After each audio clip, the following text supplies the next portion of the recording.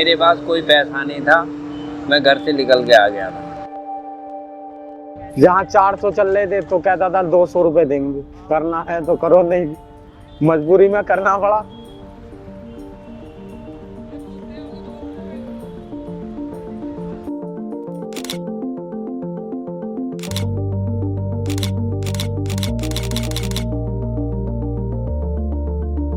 मैंने BA second year कर रखा है और मेरी जॉब नहीं लगी।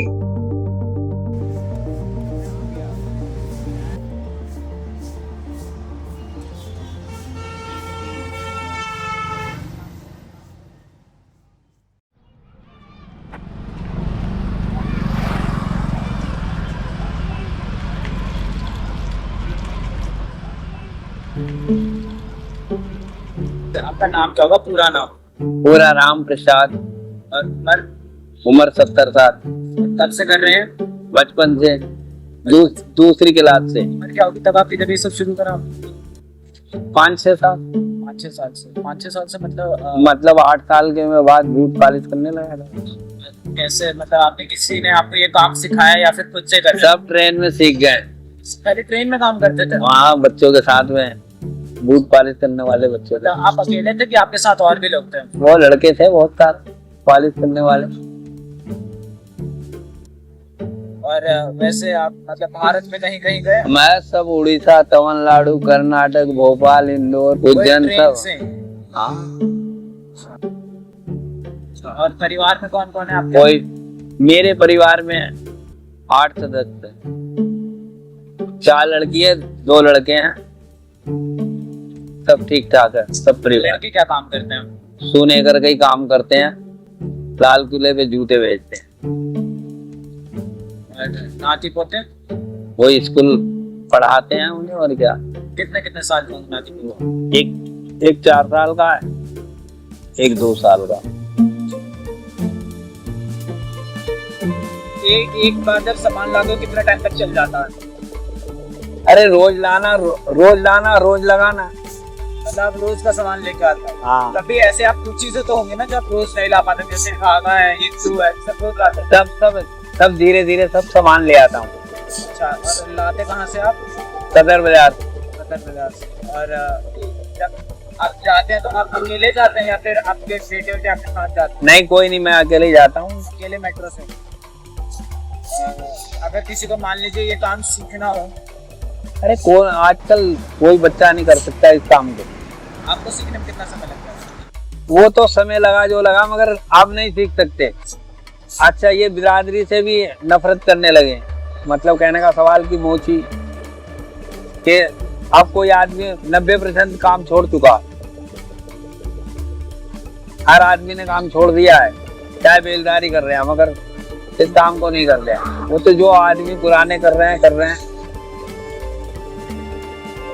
आपके हिसाब से ये जो काम है ये खत्म होने का मेन कारण क्या होगा? जात पात भेदभाव से। मतलब कैसे? मतलब भेदभाव करने की वजह से बंद कर दिया था। सामाजिक रूप? हाँ। आपके साथ भी हुआ? हाँ, हुआ क्यों नहीं। आप तो नहीं, हम दिल्ली में रहते हैं, हमसे तो कोई मतलब नहीं है किसी से।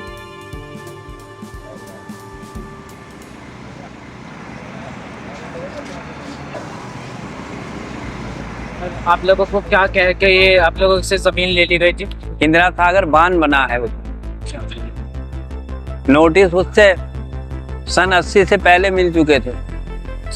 हाँ, 75 के लगभग कि इंदिरा सागर बांध बनेगा और आपको जमीन जो है इंदिरा सागर बांध में जाएगी। देश के सबसे बड़े बांध इंदिरा सागर बांध के निर्माण के लिए खंडवा जिले की एक तहसील हरसूद, जिसमें करीब 245 गांव के 2.5 लाख लोगों का विस्थापन कर दिया गया, लेकिन बलिदान देने वाले लोग आज भी सरकार के हाथों खुद को ठगा हुआ महसूस कर रहे हैं।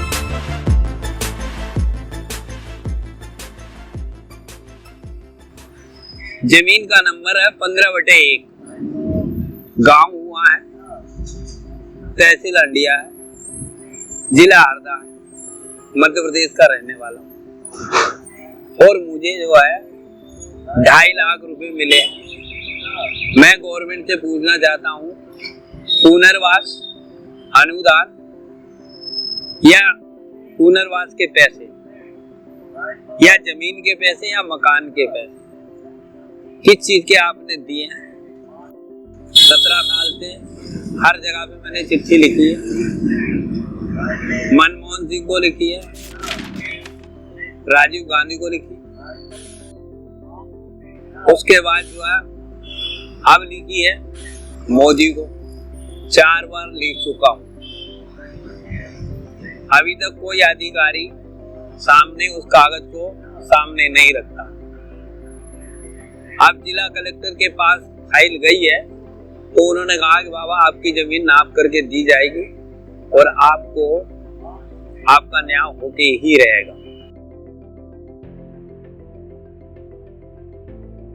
दुनिया को कॉलोनी डैम से लगा के कॉलोनी बसाते बसाते 62 की धारा तक आ चुके हैं और गवर्नमेंट ने आज तक उनका कोई हिसाब किताब नहीं किया है कि आप पैसे किसको दे रहे हैं, क्या जमीन वाले को दे रहे हैं या मकान वाले को दे रहे हैं या मतलब दूसरे गांव की वसीयत करने के लिए दे रहे हैं। ये इस प्रकार से रही है बातें।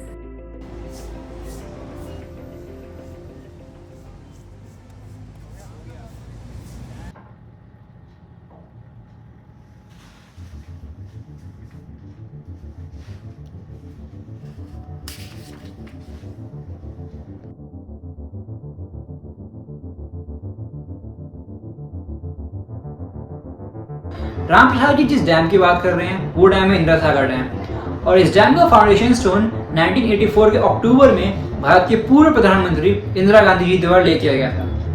वैसे इस डैम का कंस्ट्रक्शन 1992 में स्टार्ट हो गया था, लेकिन ये डैम 2005 में चलना शुरू कर गया था। ये डैम 92 मीटर ऊंचा है और 653 मीटर चौड़ा है, लेकिन अपनी ऊंचाई और चौड़ाई की वजह से नहीं, ये अपनी रिजर्वोयर कैपेसिटी की वजह से भारत का सबसे बड़ा डैम है, क्योंकि ये 12.22 billion cubic metres worth of water को स्टोर कर सकता है और ये हर साल 2.7 billion kilowatt hours energy produce करता है। वैसे इस डैम में कई सारे फायदे भी हैं, लेकिन इस डैम में कंस्ट्रक्शन की वजह से 22,000 से ज़्यादा लोगों को अपना घर छोड़ना पड़ा था, क्योंकि 100 से ज़्यादा गाँव को हटाना पड़ा था इस डैम में कंस्ट्रक्शन के दौरान। उन गाँव में से एक गाँव राम प्रसाद जी का भी था।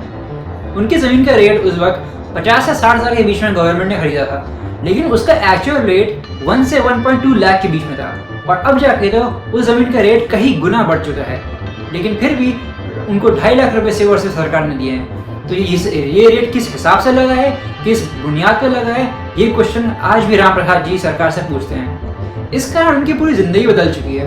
वो अभी भी कॉबलर का काम करते हैं और अपने बच्चों को वो अच्छी एजुकेशन में नहीं प्रोवाइड कर पाए। ऐसे अर्ली 2000s में भी डोंगरिया कोन ट्राइब के लोगों को सफर करना पड़ा था, क्योंकि गवर्नमेंट ने नियांगरी हिल्स में से हाइड्रेटेड एल्यूमिनियम ऑक्साइड या फिर बॉक्साइट के एक्सट्रैक्शन का प्रोसेस कुछ प्राइवेट कंपनीज को दे दिया था।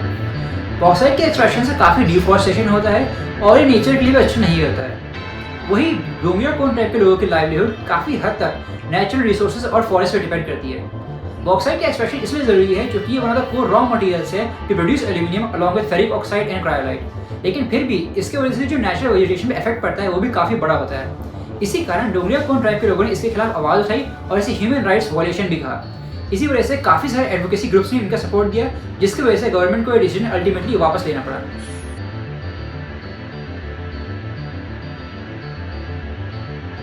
ऐसा में बार बार देखने को मिलता है कि डेवलपमेंट के नाम में नए नए आइडियाज़ आते हैं, नए नए प्रपोजल्स आते हैं, लेकिन क्योंकि प्रॉपर रिस्क एनालाइजेशन नहीं होता है और करप्शन होता है, उसकी वजह से लोगों को प्रॉब्लम्स फेस करनी पड़ती है। और मीडिया भी इन प्रॉब्लम्स को प्रॉपर्ली सपोर्ट नहीं करती है और प्रॉपर्ली कवर नहीं करती है, क्योंकि वो लोग सिर्फ वही चीज़ पोस्ट करते हैं, वो लोग सिर्फ वही चीज़ कवर करते हैं जिसमें व्यूज़ आते हैं, चाहे वो कोई ब्रेकिंग न्यूज़ हो, चाहे वो कोई कॉन्ट्रोवर्शियल स्टेटमेंट हो।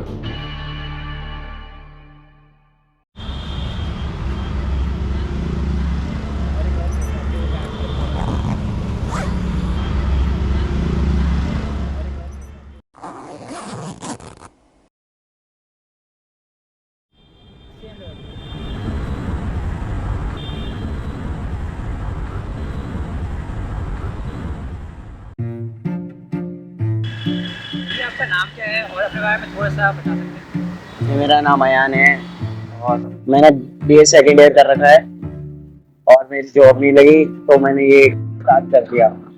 फिर उसके बाद पापा के पैर में कुछ दिक्कत आ गई तो उससे छोड़ दिया पढ़ाई, फिर ये स्टार्ट कर दिया। पैसों की जरूरत थी तो तो आपने फिर जब ये काम स्टार्ट किया तो आपने पूरा खुद से स्टार्ट किया या फिर आप पहले से आपने पापा ने, तो फिर क्या हुआ था सेटअप पूरे हुआ था? ये भाई करता था, ताऊ का लड़का करता है इस काम को, तो हमने स्टार्ट उसके गैस के पास सीखा काम, जाके फिर खोल लिया। इसके पास से काम सीख के अपना खोल लिया पैसे लगा के। तो फिर सब सही चल रहा है अब कैसा? बढ़िया चल रहा है एकदम। 30-35 हजार रुपये महीने कमा लेते हैं भाई।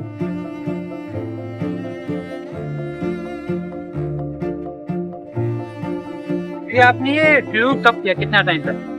2 साल हो गए भाई, 2 साल पहले। 2 साल।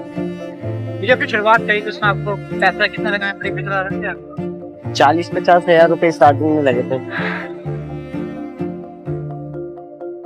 ये जो पूरा काम जो है इसमें आप कैसे करते हैं, आप बता सकते हैं दिन का आपका रूटीन क्या होती है? आप सुबह से सुबह क्या करते हैं, कितने बजे ये लगाते हैं, वो उसके बारे में बताओ। सुबह 8 बजे आ जाते हैं, 8 बजे से 6 बजे तक लगाते हैं बस।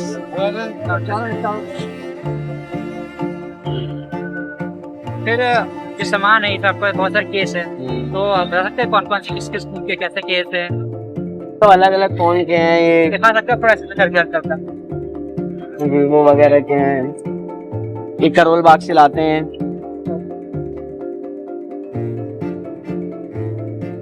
बिकते रहते लाते रहते भाई। ये पूरे बिक जाते हैं? नहीं, थोड़े थोड़े बिकते रहते लाते रहते, मॉडल वाइज से खत्म होते रहते आते रहते। तो अगर आपको कोई ऐसे अपॉर्चुनिटी मिलेगी इसके अलावा, भले मान लीजिए जॉब नहीं है, इसके अलावा कुछ और करना है, तो आप जॉब सोच रहे हैं कुछ और नया करने का? हाँ, बॉडी बिल्डर बनना है मुझे। बॉडी बिल्डर बनना है? तो आप जिम जाते हो? हाँ, तो जाते हैं, मतलब डेली आते हो? डेली जाते हैं। 2-4 बंदे को ट्रेनिंग करते हैं। अच्छी खासी बॉडी है यार।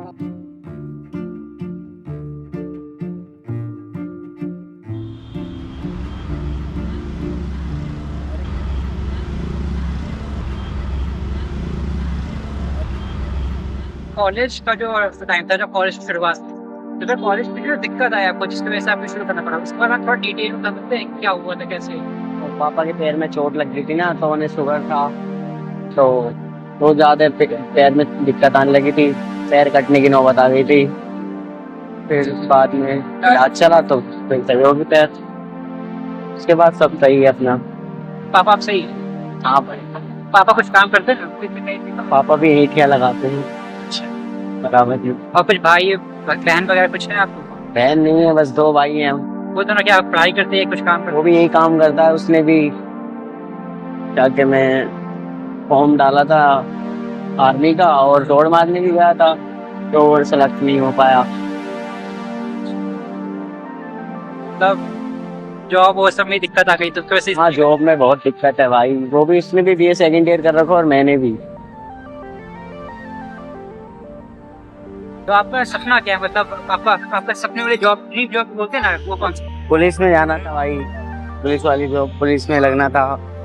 अब वो तो हो नहीं पाया, ये भी सही है। तो आप कुछ बता सकते हैं कि क्या क्या आपने करा, क्या क्या कोशिश करी और फिर वो सफल नहीं हो पाया, ऐसा क्या क्या हुआ? अभी पेपर दिया था उसका, यूपी पुलिस का, और वो लीक हो गया फिर। Staying with news from Uttar Pradesh, after the first arrest was made by the Special Task Force in the UP Constable exam paper leak case. Remember, these are the biggest recruitment exams that we're talking about.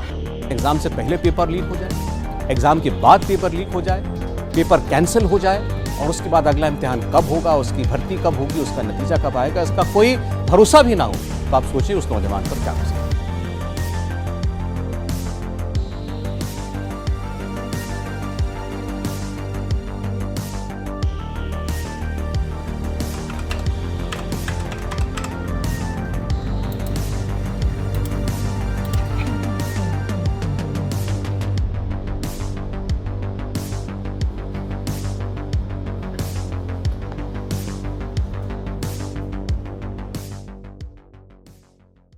जैसा कि हमने देखा, भैया ने एक काम मजबूरी में शुरू किया था क्योंकि उनके पापा के पैर में एक सीरियस इंजरी हो गई थी। भैया ने बीकॉम किया है, लेकिन फिर भी वो फोन की कीज बेचते हैं क्योंकि उन्हें जॉब नहीं मिली और वो अपनी फैमिली को सपोर्ट करना चाहते थे। वो एक साइड पे कॉम्पिटिटिव एग्जाम की भी तैयारी कर रहे हैं और उन्होंने ये काम अपने कजन्स को देखकर सीखा। पर जब उन्होंने अपना पुलिस का एग्जाम दिया तो वो लीक हो गया। जिसकी वजह से उनका एक अटेम्प्ट भी बेकार हुआ। और जैसा कि हमने देखा है कि अभी पुलिस और नीट का एग्जाम लीक हुआ है, तो उसकी वजह से बच्चों की जिंदगी पर बहुत इफेक्ट भी पड़ता है। बच्चे बहुत दिन रात एक कर देते हैं उस एग्जाम को क्रैक करने के लिए, फिर भी उन्हें एक अच्छा कॉलेज और जिसकी वजह से उन्हें जॉब भी नहीं मिलती है। और लास्ट 41 डॉक्यूमेंटेड एग्जाम में से 1,04,000 exams were affected and 3.8 lakhs candidates are affected. और तेलंगाना में TPSCG यानी Telangana public service commission prelims 1 exam में पेपर लीक हुआ था, जिसकी वजह से 2.5 लाख कैंडिडेट्स वर अफेक्टेड और 530 पोस्ट भी खाली। और इसमें शॉकिंग बात ये है कि इसमें किसी को भी अरेस्ट नहीं किया गया। और दूसरी तरफ आसाम में भी सब इंस्पेक्टर का एग्जाम भी लीक हुआ था, जिसमें 66,000 कैंडिडेट्स वर अफेक्टेड और इसमें 40 लोगों को भी अरेस्ट किया गया।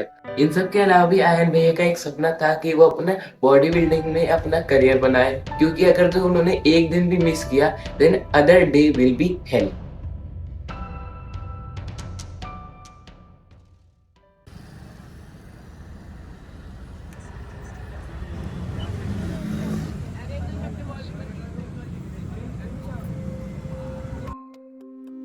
निकला आपका नाम? सईद 41।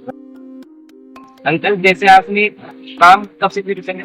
ये तो अभी 1 महीने से काम चलने लगा। पहले क्या करते थे? पहले सैलून की दुकान कर रखी थी मैंने थोड़ा में। जब से लॉकडाउन लगा बहुत बंदे तो जो ना अपने हाथ से सेविंग करने लगे, जो काम वाम चलाने फिर वो काम बंद कर दिया। इससे सीखा आपने? ये तो जो ना एक दफा देख लिया। कहीं सीख गए? सैलून वाला काम? सैलून वाला काम तो सन 2002 में सीखा था गाँव में। गाँव में सीखा? गाँव में सीखा जब तो ऐसी था 15-16 साल में। आप गए होगे कौन क्या? 4 मीटर।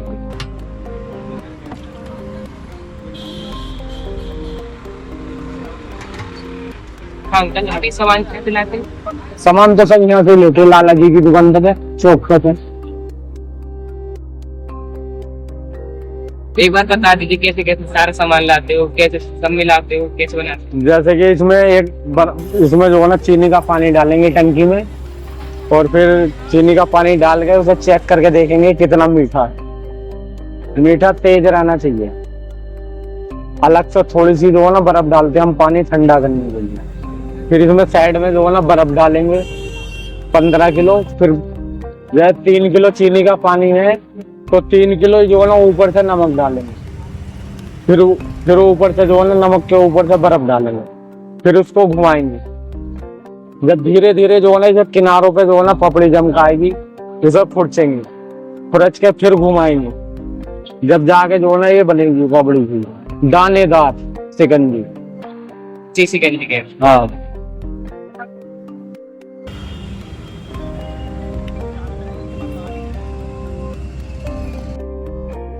अंकल आपका कुछ और करने को मन करता है? इसके अलावा कुछ आपका सपना हो?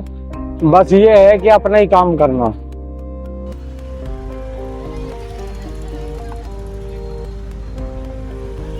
कुछ भी काम करूंगा मैं अपना ही काम करूंगा। मैंने पिछले साल से जो है ना छोड़ दिया। किसी के थोड़े भी नौकरी पे जाओ, कितने देता? 12-13 हजार रुपए महीने। उसमें जो है ना 8वें दिन 1000 रुपए डाल दो, घर खत्म 8 दिन। फिर पैसों को अलाउ पैसे दे तो 12-13 हजार रुपए में तो घर का खर्चा ही चलता। जब घर जाते एक क्या लाए कमा कर कुछ नहीं, वो तो घर ही बराबर होते रहते। अपना काम करो। मैं जब सैलून का काम करता था तो आज से झूठ क्या बोले, मैं हफ्ते में 15 दिन में 3-3 हजार रुपए का सामान ला कर रखा। मेरी जो घरवाली थी पहली वाली, मैं 15 दिन में कभी 2500 रुपए ले जा रहा हूँ, कभी 3000 ले जा रहा हूँ, कभी 10,000 रुपए ले जा रहा हूँ दवाई लेता हूँ। बाल खराब हो गए थे, जीबी पंत में भी बहुत दिखाया। और भी वैशाली में है यशोदा हॉस्पिटल, 3 साल उसकी भी दवाई खिलाई। इतना आप बता रहे थे आपको कोविड में परेशानी है, तो बता दीजिए क्या क्या है।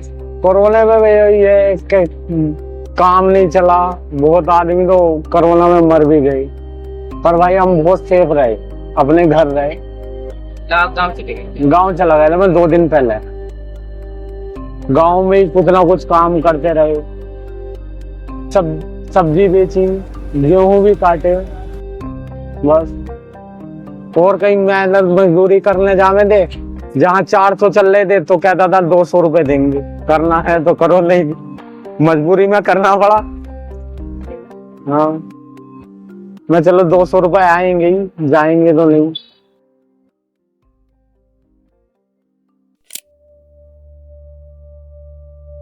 The first confirmed case of novel coronavirus reported from Kerala, where a student studying in China's Wuhan University has tested positive with the deadly virus.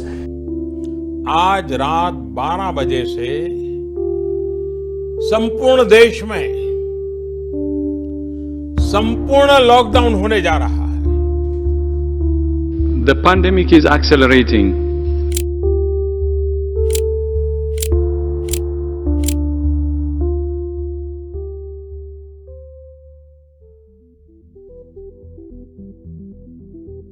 Covid में काफ़ी सारे लोगों ने जानें गंवा दी, इंक्लूडिंग डॉक्टर्स, और काफ़ी सारे बच्चे भी अनाथ हो गए। और कोविड के टाइम पे केवल लोगों को अपने घर जाना था, और जब इतने सारे लोगों ने अपने घर जाने की सोची, उसकी वजह से मोड्स ऑफ ट्रांसपोर्ट पे काफ़ी ज़्यादा लोड पड़ा, और धीरे धीरे करके एक मोड्स ऑफ ट्रांसपोर्ट कोलैप कर गए। और इसकी वजह से जो बच्चे फ़ॉरेन गए हुए थे अपनी हायर एजुकेशंस के लिए, उन्हें वापस आने में काफ़ी ज़्यादा तकलीफ़ें हुई, क्योंकि इंडियन गवर्नमेंट ने और भी अदर देशों की गवर्नमेंट ने इंटरनेशनल फ़्लाइट्स बंद कर दी। लेकिन तब बहुत सारे बड़े बड़े सेलिब्रिटीज़ ने आके अपना हाथ बढ़ाया ताकि और फ्लाइट्स अरेंज करी ताकि उन बच्चों को वापस बुलाया जा सके। ईरान जैसे देशों में तो इतना बुरा हाल था कि बरियल के लिए ज़मीन कम पड़ गई थी, और काफ़ी सारे देशों ने वाटर बरियल को अपना लिया था। इंडिया में हमने कोविड की वजह से काफ़ी सारी चीज़ें देखी जो कि गवर्नमेंट क्लेम करती थी कि सही है, लेकिन फिर भी हमने उन्हें अर्थव्यवस्था को डूबते हुए देखा। और हमने ये भी नोटिस किया कि हॉस्पिटल में कहीं जगहों पे सामान नहीं था, तो कहीं जगहों पे स्टाफ नहीं था कि उन सामान को मैनेज किया जा सके, और क्राउड कंट्रोल गवर्नमेंट बहुत हद तक नहीं कर पाई। ऑल्दो जो अभी हुआ उससे भी बुरा हो सकता था, और मास डिस्ट्रक्शन में या फिर डिज़ास्टर में इंडिया जा सकता था, पर फिर भी हमारे हिसाब से इसे और अच्छे से हैंडल किया जा सकता था।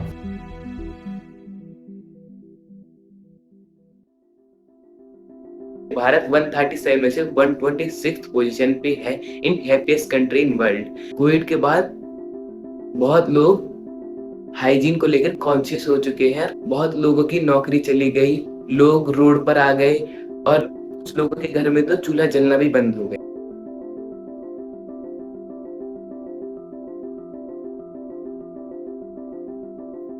और अयान भैया जो कि फ़ोन बेचते हैं, फ़ोन के कवर बेचते हैं, उनके केस में हमने देखा कैसे फैमिली रिस्पॉन्सिबिलिटीज और डिग्री होने के बाद भी, कॉलेज में ग्रेजुएट होने के बाद भी लोगों को जॉब नहीं मिल पा रही है।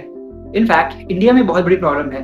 इंडिया में अच्छे कॉलेज की कमी है, जिसकी वजह से टॉप 1% बच्चे भी अच्छे कॉलेज में एडमिशन नहीं ले पाते हैं। और काफ़ी सारे कॉलेजेस एज क्लोज एज 90% अभी भी आउटडेटेड सिलेबस पढ़ाते हैं। सॉफ्टवेयर अब लेटेस्ट आ चुके हैं, पर अभी भी 10 साल पुराने सॉफ्टवेयर पढ़ा रहे हैं CS में। इनफैक्ट मिस्टर बैनर्जी जो कि IIT खड़गपुर के ग्रेजुएट है, उन्होंने अपने ब्लॉग में लिखा है कि कैसे IITs के क्रेज को ज़्यादा ही है। उनका कहना है कि IITs में सिर्फ और सिर्फ टॉप 1% बच्चे सेलेक्ट होते हैं। तो जो लोग कहते हैं कि IIT रिजल्ट दे रही है, तो IIT का रिजल्ट देना ऑब्वियस सी बात है, क्योंकि जो लाखों बच्चे एंट्रेंस एग्जाम दे रहे हैं, उनमें से जो सबसे बेहतरीन टॉप 1% है, अगर वो लोग रिजल्ट नहीं देंगे तो क्या रिजल्ट देंगे। और अगर हम रैंकिंग की बात करें तो ग्लोबल रैंकिंग में IITs की रैंक में भी अभी सुधार अच्छा नहीं आया है। इनफैक्ट IIT दिल्ली की रैंक 172 है, IIT मद्रास की रैंक 264 है, और IIT खड़गपुर की रैंक 283 है। तो रैंकिंग के मामले में भी IITs ग्लोबल लेवल पे उतना अच्छा परफॉर्म नहीं कर रही है। फिर भी हम IITs को ऐसा ट्रीट करते हैं कि IIT चले जाओ तो लाइफ सेट हो जाएगी। उन्होंने पेरेंट्स से क्या रखा है कि अपने ब्लॉग में कि पेरेंट्स को भी IIT का इतना प्रेशर स्टूडेंट्स पर नहीं डालना चाहिए, क्योंकि IITs भले ही इंडिया के बेस्ट इंस्टीट्यूशंस है, तो उनके बाद भी उसके आगे भी जिंदगी है और भी बच्चा कर सकता है। पर एक और बड़ी प्रॉब्लम ये आती है कि लोग इन कॉम्पिटिटिव एग्जाम्स के प्रिपरेशन में, चाहे वो IIT की हो, चाहे UPSC हो, चाहे कोई भी गवर्नमेंट एग्जाम हो, उसके प्रिपरेशन में लोग इतना पढ़ाई में लग जाते हैं कि वो अपने सोशल स्किल्स को भूल जाते हैं, जिसकी वजह से लोग चाहे बड़े से बड़े कॉलेज में, बड़े से बड़ी पोस्ट में चल जाए, तब भी वो लोग आगे ग्रो नहीं कर पाते हैं, क्योंकि उनके पास सोशल स्किल्स ही नहीं है कि वो अपने आप को बेटर फर्दर प्रेजेंट कर पाए। इसकी वजह से काफी लोग आईआईटी में जाने के बावजूद भी यूपीएससी एग्जाम का अटेम्प्ट देते हैं, क्योंकि वो अभी भी अपने आप से खुश नहीं है, अभी भी वो आईआईटी जाने के बाद भी खुश नहीं है कि वो अपने उस लेवल पे है जिसमें होना चाहिए। ये प्रॉब्लम कॉम्पिटिटिव एग्जाम्स की नहीं है, ये प्रॉब्लम उस सोशल स्किल्स की है जो स्टूडेंट्स मिस कर जाते हैं इन एग्जाम्स के प्रिपरेशन के दौरान। जब डैम हम बनाते हैं तो उसके लिए हमें बहुत लार्ज अमाउंट ऑफ एरिया चाहिए होता है। Indira Sagar dam around 250 kilometres area को पानी के अंदर समर्ज करता है। उसकी वजह से ह्यूज अमाउंट ऑफ डिफॉरेस्टेशन और काफ़ी ज़्यादा अमाउंट के लोगों को माइग्रेट करना पड़ता है। और फर्दर यूज़ की वजह से जब हम एक रिवर का पानी रोक देते हैं तो एक्वेटिक लाइफ भी सीजन वाइज माइग्रेट नहीं कर पाती। उसकी वजह से जो भी उस जगह का फ्लोरा और फौना है वो डिस्टर्ब होता है। और काफ़ी बार तो ये देखा गया है जो एक्वेटिक लाइफ के रेयर स्पीशीज थी वो एक्सटिंग्विश हो चुकी हैं, यानी अब उन्हें ढूंढना लगभग नामुमकिन है। उत्तराखंड में एक टाउन है श्रीनगर नाम का, वहाँ पे 2013 में डैम्स के gate without permission and without any warning खोल दिए गए थे। उसकी वजह से लोगों को मास फ्लड से जूझना पड़ा था और काफी सारे लोगों को अपने घर और अपने जमीन को छोड़ के माइग्रेट करना पड़ा था और काफी सारे लोगों ने अपनी जान तक गंवा दी। लोगों को काफी ज्यादा इंजरीज फेस करनी पड़ी थी, but the main problem was कि लोगों को डैम के गेट्स खोलने से पहले इन्फॉर्म नहीं किया गया था। अक्सर क्या होता है कि जब डैम के गेट्स काफी लंबे समय तक बंद रहते हैं तो वो पानी के अंदर जो नदियां अपने साथ मड रॉक्स लाती हैं वो डैम के गेट्स पे जमा हो जाते हैं। तो लोगों का कहना यह था कि जब डैम के गेट खोले गए तो पानी के साथ वही मड और रॉक्स मिक्स होकर पानी की डेंसिटी ज्यादा बढ़ गई और उसकी वजह से लोगों को काफी ज्यादा मास डिस्ट्रक्शन उनके घरों में भी सहना पड़ा। वहाँ पे लोग काफी ज्यादा एजुकेटेड थे, उन लोगों ने शांत रहने के बजाय सुप्रीम कोर्ट में केस फाइल करना ज्यादा जरूरी समझा और काफी लंबी लड़ाई के बाद सुप्रीम कोर्ट में जो रिजल्ट आया वो उनके फेवर में आया और इस केस में लोगों की जीत हुई और सरकार ने अपनी गलती मानी और उन्हें लोगों को यह आश्वासन दिया कि आइंदा से अगर ऐसा कुछ होगा तो उन्हें पहले जल्दी ही बताया जाएगा। हम लोगों ने देखा कि लोगों ने काफ़ी ज़्यादा सफ़र करा, उन्होंने अपनी लाइफ काफ़ी एंड से देखी है, पर इतना सब सहने के बाद भी किसी ने अपनी होप नहीं छोड़ी। उन लोगों ने सब कुछ ट्राई करा टू होल्ड देयर ग्राउंड, जो कि वो लोग ट्राई कर सकते थे और इन सब के बावजूद भी वो लोग अभी भी आज भी अपनी ज़िंदगी में खुश हैं और हमेशा अपना सर उठा के जीने की नाकाम कोशिश कर रहे हैं।